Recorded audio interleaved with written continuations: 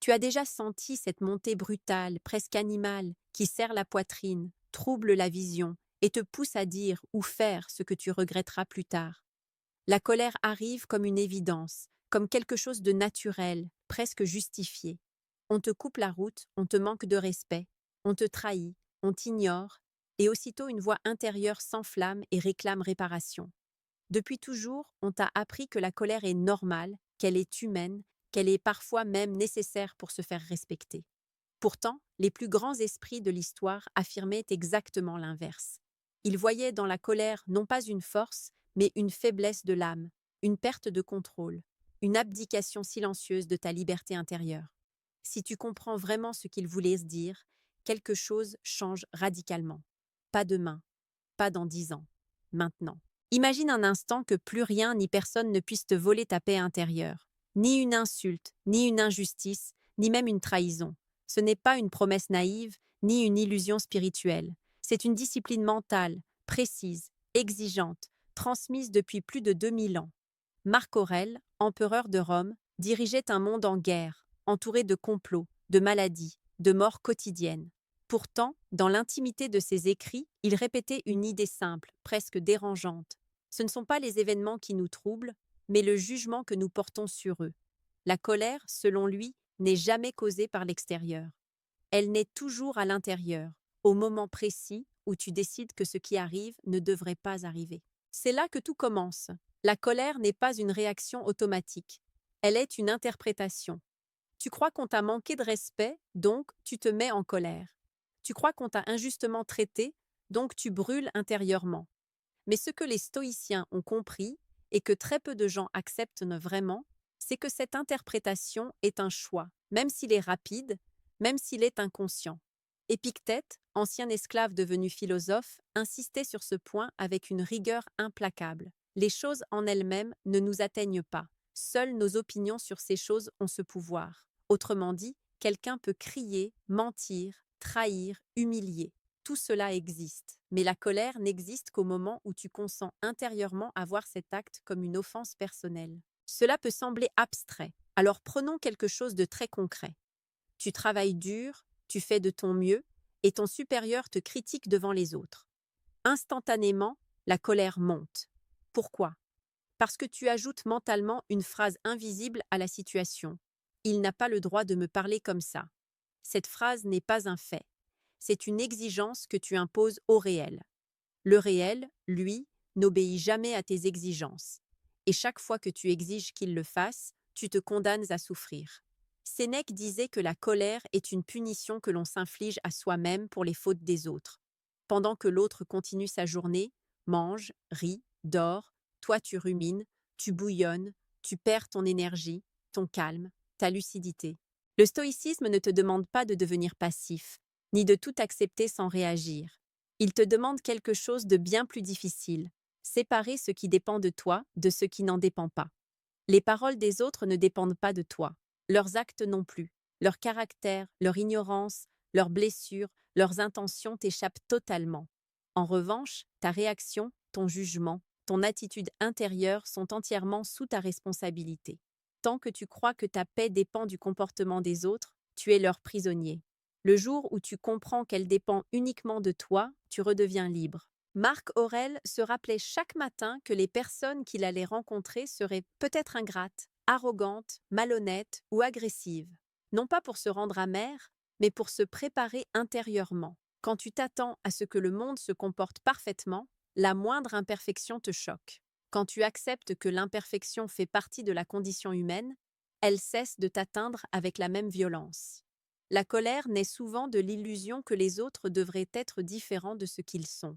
Le stoïcien, lui, observe les humains comme ils sont, avec leurs faiblesses, leurs contradictions, leurs erreurs, et il ajuste ses attentes en conséquence. Il y a aussi une autre illusion profondément enracinée, croire que la colère te rend fort. Beaucoup pensent qu'elle donne du courage, qu'elle impose le respect, qu'elle protège. Les stoïciens voyaient exactement l'inverse. La colère rétrécit ton esprit. Elle t'empêche de voir clairement. Elle te pousse à agir contre tes propres intérêts. Sénèque l'a comparée à une tempête intérieure qui renverse tout sur son passage, y compris celui qui la porte. La véritable force, selon lui, réside dans la maîtrise de soi, dans cette capacité rare à rester calme quand tout pousse à exploser. Celui qui se met en colère facilement se livre au premier déclencheur venu. Celui qui reste maître de lui choisit quand et comment agir. Prenons un autre exemple, plus intime. Quelqu'un que tu aimes te déçoit profondément. Tu te sens trahi, incompris, abandonné. La colère surgit, mêlée à la douleur. Là encore, le stoïcisme ne nie pas la souffrance. Il ne te dit pas de devenir insensible. Il te rappelle simplement que tu as confondu deux choses. La douleur est naturelle, la colère est optionnelle. La douleur vient de l'attachement. La colère vient de l'exigence que l'autre corresponde à l'image que tu avais construite. En comprenant cela, tu commences à reprendre du pouvoir sur toi-même. Tu ressens encore, mais tu ne te détruis plus. À ce stade, quelque chose d'important doit être dit. Ce que tu es en train de découvrir n'est pas une simple idée philosophique. C'est un entraînement quotidien. Les stoïciens savaient que la colère revient, encore et encore, parce que l'esprit humain est conditionné depuis l'enfance à réagir. Ils écrivaient, méditaient, se rappelaient ces principes chaque jour, parfois chaque heure. Marc Aurèle notait ses pensées non pas pour impressionner qui que ce soit, mais pour se corriger, pour se recentrer, pour ne pas oublier. Si ces réflexions résonnent en toi et que tu veux continuer à explorer cette discipline intérieure, prends un instant pour t'abonner.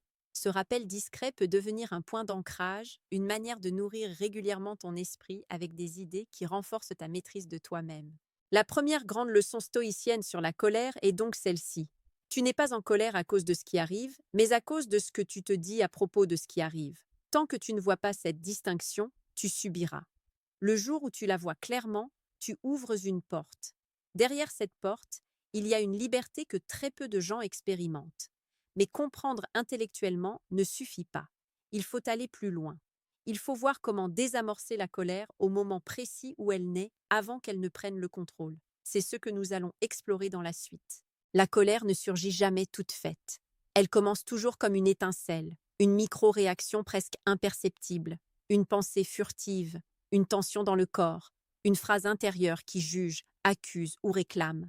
Les stoïciens savaient que si tu apprends à reconnaître cet instant précis, tu peux intervenir avant que l'incendie ne se propage. C'est là que se joue toute la maîtrise. Pas quand la colère est déjà explosive, mais dans les premières secondes, quand elle est encore malléable. Épictète expliquait que l'esprit humain fonctionne comme un portier. Chaque impression frappe à la porte. Une parole, un geste, un regard, un événement. La plupart des gens laissent entrer ces impressions sans contrôle. Elles s'installent, prennent possession de l'esprit, dictent les émotions et les actions. Le stoïcien, lui, apprend à retenir ces impressions à la porte. Il ne les rejette pas aveuglément, mais il les examine. Il se demande: est-ce vraiment une offense ou simplement un fait? Est-ce une injustice ou une interprétation hâtive? Est-ce quelque chose qui dépend de moi ou non? Prenons une situation banale, mais universelle. Quelqu'un te manque de respect, verbalement. La plupart des gens réagissent instantanément. Ils répondent, élèvent la voix, attaquent à leur tour. À ce moment-là, ils croient défendre leur dignité. En réalité, ils viennent de la confier entièrement à l'autre. Le stoïcien fait autre chose. Il crée un espace, même infime, entre le stimulus et la réponse. Dans cet espace, il se rappelle une vérité simple. Les mots ne sont que des sons. Ce sont les significations que tu leur donnes qui blessent. Marc Aurèle se répétait que lorsqu'une personne agit mal, c'est soit par ignorance, soit par incapacité à faire mieux. Cela ne rend pas l'acte juste, mais cela change ton regard.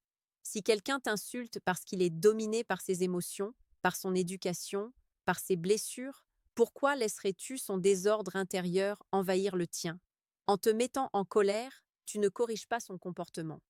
Tu te contentes de multiplier le chaos. Il est crucial de comprendre que la colère donne une illusion de contrôle. Quand tu te mets en colère, tu as l'impression de reprendre le pouvoir, de ne pas te laisser faire. Mais observe honnêtement ce qui se passe après. Ton esprit devient confus. Tes paroles dépassent souvent ta pensée. Tes décisions deviennent impulsives. Tu dis ou fais des choses qui nuisent à ta réputation, à tes relations, parfois à ton avenir. Sénèque rappelait que rien n'est plus indigne d'un esprit rationnel que de se laisser emporter comme un animal. La raison est ton outil le plus précieux. La colère l'éteint. Un exercice stoïcien fondamental consiste à retarder la réaction, non pas pour refouler, mais pour laisser la raison reprendre sa place. Sénèque conseillait littéralement d'attendre, quelques respirations, quelques minutes si possible. Le simple fait de différer une réponse peut suffire à dissiper une grande partie de la colère, car la colère se nourrit de vitesse, elle veut une réaction immédiate. En ralentissant volontairement, tu la prives de son carburant. Il y a aussi un autre point que les stoïciens jugeaient essentiel. La colère est souvent liée à l'ego. Tu te mets en colère parce que tu te sens rabaissé, attaqué, diminué. Mais demande-toi honnêtement, qu'est-ce qui est réellement menacé? Ton corps? Ta capacité à penser? Ta vertu? Bien souvent, seule ton image est touchée. Or, pour les stoïciens, l'image sociale n'a aucune valeur réelle. Ce qui compte, c'est ton caractère, ta droiture, ta cohérence intérieure. Tout le reste est extérieur, donc fragile et hors de ton contrôle. Marc Aurèle écrivait que l'homme qui se venge ressemble à celui qui a été mordu par un chien et qui mord en retour. La vengeance, tout comme la colère, est une réaction automatique, non réfléchie. Elle ne répare rien. Elle prolonge simplement la chaîne des erreurs. En revanche, répondre avec calme, ou parfois ne pas répondre du tout, brise cette chaîne. Cela demande une force immense, mais c'est une force silencieuse, intérieure, qui ne dépend de personne. À ce stade, une objection surgit souvent. Si je ne me mets jamais en colère, ne vais-je pas devenir faible? Ne vais-je pas me laisser marcher dessus? Les stoïciens répondaient clairement, il y a une différence entre la colère et l'action juste. Tu peux poser des limites sans haine. Tu peux dire non sans rage. Tu peux t'éloigner sans violence intérieure. La colère n'est pas nécessaire pour agir avec fermeté. Au contraire, elle rend l'action maladroite et excessive. Imagine un juge qui rendrait ses verdicts en colère. Personne ne lui ferait confiance. Pourtant, dans ta propre vie, tu laisses souvent la colère décider à sa place.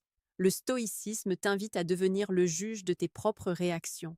Calme, lucide, équitable. Cela ne signifie pas tolérer l'inacceptable, mais répondre de manière alignée avec tes valeurs et non avec tes pulsions. Un autre enseignement puissant concerne la répétition mentale. Marc Aurèle se rappelait sans cesse que tout est éphémère. Les paroles blessantes, les conflits, les humiliations, tout disparaît avec le temps. Dans quelques jours, quelques mois, quelques années, cela n'aura plus aucune importance. En te reliant à cette perspective plus large, la colère perd de son intensité. Pourquoi sacrifier ta paix pour quelque chose qui sera oublié? Il est également utile de se rappeler que tu as toi-même déjà été source de colère pour quelqu'un d'autre. Tu as blessé, déçu, manqué de tact, parfois sans le vouloir. Si tu demandes aux autres de te pardonner tes failles, comment refuserais-tu cette même indulgence? Cette réflexion n'excuse pas tout, mais elle humanise. Et la colère se nourrit de déshumanisation. Peu à peu, à force de pratiquer ces rappels, quelque chose change. Tu ne supprimes pas la colère par la force. Tu la comprends. Tu la vois arriver. Tu reconnais ses mécanismes. Et souvent, simplement en les voyant, elle perd son pouvoir. Ce n'est pas spectaculaire. Il n'y a pas de miracle instantané, mais il y a une transformation profonde, durable, silencieuse. Cependant, il reste un point essentiel que beaucoup négligent. Même si tu comprends intellectuellement tout cela, la colère peut encore surgir avec violence dans certaines situations très précises. C'est là que le stoïcisme devient le plus exigeant, mais aussi le plus libérateur. Pour aller plus loin, il faut explorer la racine ultime de la colère et la manière dont les stoïciens redéfinissaient totalement la notion d'injustice et d'offense personnelle. C'est ce que nous allons aborder maintenant. Si la colère revient avec autant de force dans certaines situations, ce n'est pas un hasard. Elle touche toujours un point sensible, une attente cachée, une croyance profonde sur la façon dont le monde devrait fonctionner. Les stoïciens allaient chercher précisément là. Pour eux, la racine ultime de la colère n'est ni l'événement, ni l'autre personne, mais une idée fausse que tu entretiens sur la justice, le mérite et le contrôle. Tu te mets en colère parce que tu crois que les bonnes actions devraient toujours être récompensées, que les personnes honnêtes devraient être respectées, que les efforts devraient être reconnus, que les gens devraient agir rationnellement. Ces croyances semblent raisonnables, presque morales. Pourtant, elles entrent en conflit permanent avec la réalité. Le monde n'a jamais fonctionné ainsi. Marc Aurèle le rappelait avec une lucidité presque froide. La nature ne promet ni équité, ni reconnaissance, ni gratitude. Elle ne promet qu'une chose, le changement. Lorsque tu attends de la vie qu'elle te rende justice, tu poses une condition à ta tranquillité. Et chaque fois que cette condition n'est pas remplie, la colère surgit comme un cri de protestation intérieure. Le stoïcien, lui, fait un renversement radical. Il ne demande pas au monde d'être juste. Il se demande seulement comment lui peut rester juste dans un monde qui ne l'est pas toujours. Cette différence change tout. Sénèque expliquait que beaucoup de gens se mettent en colère non pas parce qu'ils ont subi une injustice réelle, mais parce qu'ils ont été déçus dans leurs attentes. Ils imaginaient un scénario, un comportement idéal, une issue favorable. Quand la réalité ne correspond pas à ce scénario, ils ressentent cela comme une offense personnelle. Pourtant, la réalité n'a jamais signé de contrat avec toi. Elle ne t'a rien promis. Prenons un exemple simple mais profondément révélateur. Tu aides quelqu'un, tu te montres loyal, présent, généreux. Tu t'attends, consciemment ou non, à ce que cette personne fasse de même en retour. Lorsqu'elle ne le fait pas, la colère apparaît. Mais demande-toi honnêtement, as-tu aidé pour être récompensé ou parce que c'était juste? Si ton action dépend de la reconnaissance, alors tu as donné ton pouvoir à l'autre. Pour les stoïciens, la seule chose qui compte est l'intention droite. Le reste ne dépend plus de toi. Épictète insistait sur ce point avec fermeté. Ne lie jamais ton bien-être à ce qui ne dépend pas de toi. La reconnaissance, la loyauté des autres, leur gratitude sont des externes. En les attendant, tu crées les conditions de ta propre frustration. En agissant selon tes valeurs, sans exiger de retour, tu deviens invulnérable à la colère qui naît de la déception. Il y a aussi la question de l'offense personnelle. Pourquoi certaines paroles te touchent-elles plus que d'autres? Parce qu'elles confirment une peur déjà présente. Peur de ne pas être assez compétent, assez respecté, assez important. La colère surgit souvent comme un mécanisme de défense pour masquer une insécurité. Marc Aurèle écrivait que si quelqu'un te critique, tu devrais d'abord te demander si ce qu'il dit est vrai. Si c'est vrai, remercie-le intérieurement, car il t'aide à progresser.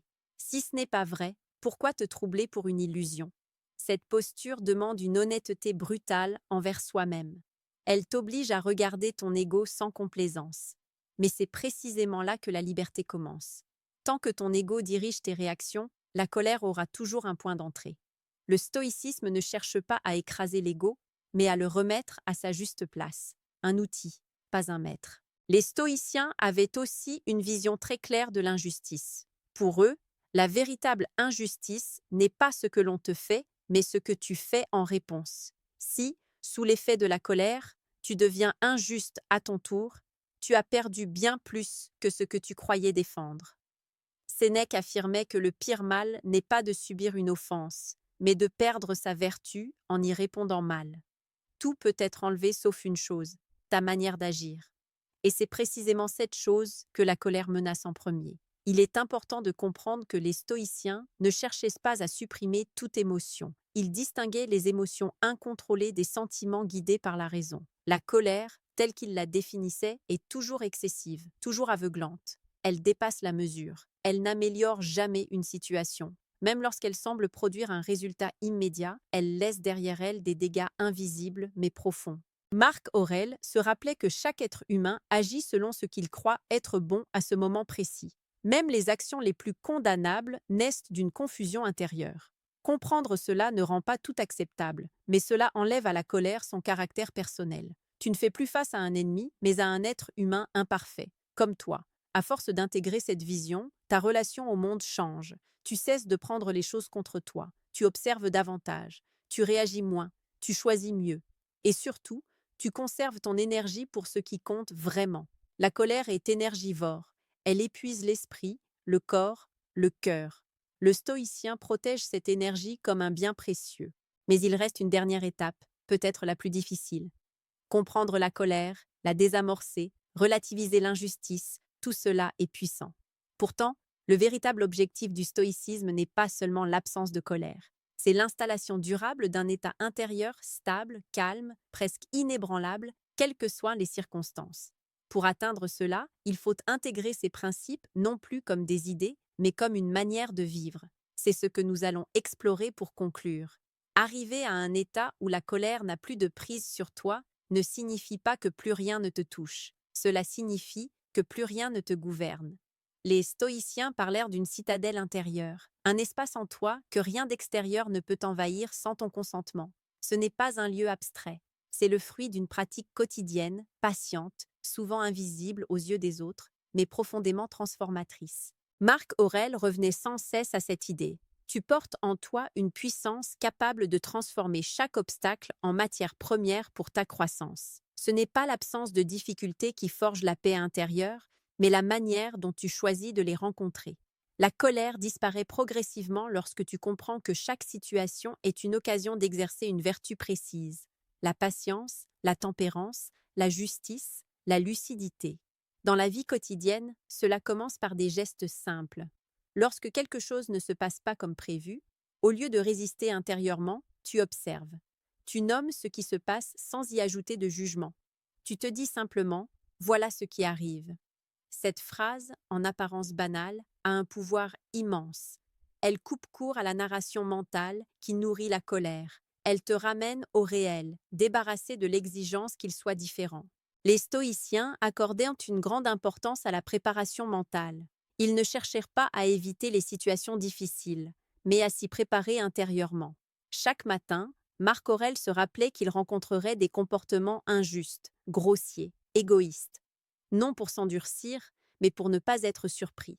La surprise est l'allié de la colère. L'anticipation lucide la désarme. Il y a aussi l'exercice du recul volontaire. Lorsque la colère menace, prends de la hauteur. Observe la situation comme si tu la voyais de loin ou comme si tu racontais cette scène dans 10 ans. Ce qui semble énorme dans l'instant perd souvent toute importance lorsqu'on change d'échelle. Sénèque rappelait que beaucoup de nos tourments naissent de notre incapacité à voir au-delà de l'instant présent. Un autre pilier fondamental est la cohérence entre tes valeurs et tes actes. La colère surgit souvent lorsque tu as le sentiment d'être empêché d'agir selon ce que tu juges juste. Mais si tu définis clairement ce qui dépend de toi, cette frustration diminue. Tu ne peux pas contrôler les résultats, mais tu peux contrôler ton intention et ton effort. Tant que tu restes fidèle à cela, rien ne peut réellement t'atteindre. Épictète enseignait que la liberté véritable n'est pas de faire ce que l'on veut, mais de vouloir ce qui dépend de nous. Lorsque tu alignes ton désir sur ce que tu peux réellement maîtriser, la colère perd sa raison d'être. Tu cesses de lutter contre le réel. Tu coopères avec lui sans te soumettre. Avec le temps, quelque chose de profond s'installe. Les situations qui déclenchaient autrefois des explosions intérieures deviennent des moments d'observation. Tu ne te forces pas à être calme. Tu l'es, naturellement, parce que ton esprit n'alimente plus la tempête. Les autres peuvent continuer à s'agiter, à provoquer, à s'indigner. Tu n'as plus besoin de les suivre. Cela ne fait pas de toi quelqu'un de froid ou distant. Au contraire, en te libérant de la colère, tu deviens plus présent, plus juste, plus humain. Tu écoutes mieux, tu réponds mieux, tu choisis mieux tes combats. Les stoïciens n'étaient pas des ermites coupés du monde. Ils étaient profondément engagés dans la vie, mais sans se laisser déchirer intérieurement par ce qu'ils ne pouvaient changer. Il arrive encore que la colère apparaisse, brièvement. La différence, c'est qu'elle n'est plus accueillie comme une évidence. Tu la reconnais comme un signal, non comme un ordre. Tu n'as plus besoin de la suivre. Et plus tu agis ainsi, plus elle perd de sa force. Comme un muscle que l'on cesse d'entraîner, elle s'atrophie. Sénèque écrivait que le plus grand pouvoir de l'homme est de pouvoir s'appartenir, ne plus être esclave de ses impulsions, de ses réactions automatiques, de ses exigences irréalistes envers le monde. La colère est l'une des dernières chaînes qui retiennent l'esprit. La comprendre, puis la dépasser, est un acte de libération profonde. Si tu intègres réellement ce que tu viens d'entendre, ta relation à la vie change. Les conflits deviennent des épreuves de caractère, non des attaques personnelles. Les injustices deviennent des rappels de tes valeurs, non des déclencheurs de rage. Et surtout, tu récupères quelque chose d'inestimable, ta paix intérieure. Ce n'est pas une paix fragile, conditionnée par le comportement des autres. C'est une paix solide, enracinée dans la connaissance de toi-même et dans l'acceptation lucide du réel. Une paix que rien ne peut te retirer sans ton accord. Et c'est précisément pour cela que, une fois ce chemin compris et pratiqué, tu ne te mettras plus jamais en colère de la même manière.